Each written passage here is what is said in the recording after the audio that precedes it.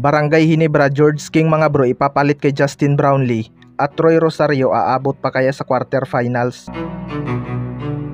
So isa nga sa mga gumawa ng pangalan na import ngayong conference mga bro ay itong replacement import ng Blackwater bossing na si George King. Sa kanyang debut game pa lang kontra Barangay Ginebra, maraming ang napahanga sa kanyang performance. Hindi rin naman maitatanggi mga bro na magaling talaga ang import na ito dahil tatlong magkakasunod na panalo nga agad ang naibigay nito sa Blackwater bossing.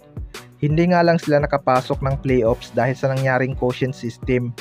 Kung hindi lang sila natalo ng Phoenix Fuel Master, baka sila pa ang nakapasok ng playoffs at laglag ang Inlex Road Warriors. Sa kanilang huling laban nga kontra sa number 1 na rin or shine mga bro, gumawa lang naman ito ng 64 points, bagay na nagpahanga sa maraming fan.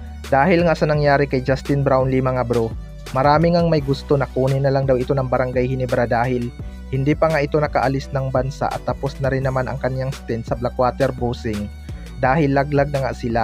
Well, para sa akin mga bro, hindi lang ako sigurado kung pwede bang gawin niya na kunin ang import ng isang nalaglag na team.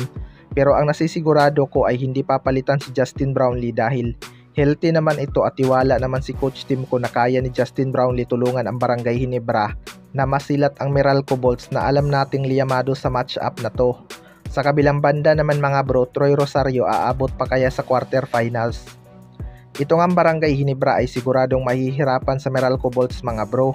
Hirap na nga sila sa mga team na hindi kasing lakas ng Meralco Bolts dahil sa kanilang kulang sa lineup. Dito talaga mamimiss ng Barangay Ginebra ang dipinsa ng isang Christian Starnhardinger na nakikipagpalitan ng mukha sa ilalim.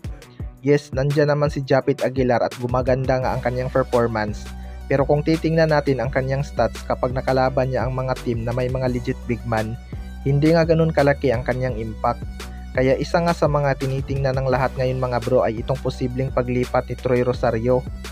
Alam naman natin na magiging free agent na ito at matunog nga nalilipatan nito ay ang Barangay Ginebra.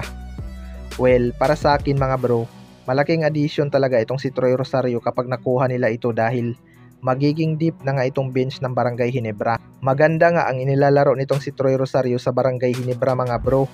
Pwede nga itong maging kapalitan ni Japit Aguilar or magsabay sila dahil two-way player naman ito. Kaya nga nitong mag-trace hanggang 5 depende sa ipapatrabaho sa kanya. Tapos kaya din itong i-space ang floor dahil may shooting rin ito beyond the arc. Malaki naman siguro ang chance na pipirma itong si Troy Rosario sa Barangay Ginebra kapag inofera nila ito dahil mahirap din talagang tanggihan kapag Barangay Ginebra. Kaya abangan na lang natin kung makukuha nila itong si Troy Rosario. Kayo mga bro, ano masasabi nyo tungkol dito?